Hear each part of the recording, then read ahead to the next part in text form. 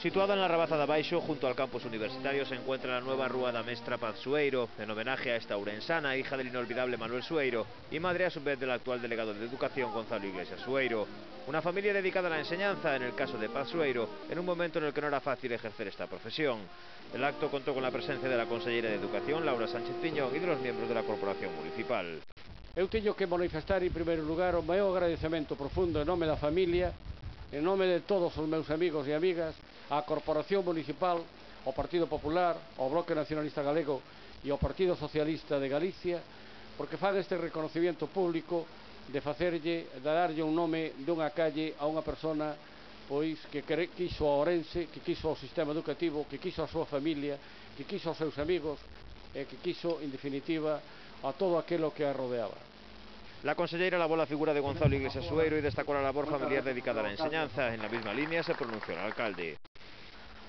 Gonzalo representa o mellor de moitas persoas dedicadas ao ensino, porque ele é profundamente un mestre.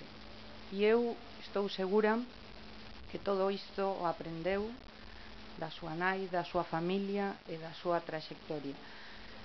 Por tanto, non tiven a oportunidade de coñecer a esta muller que representa a tantas mulleres, a tantísimas mulleres, que nun período moi difícil souberon seguir adiante e transmitir valores, os valores das familias, os valores máis importantes.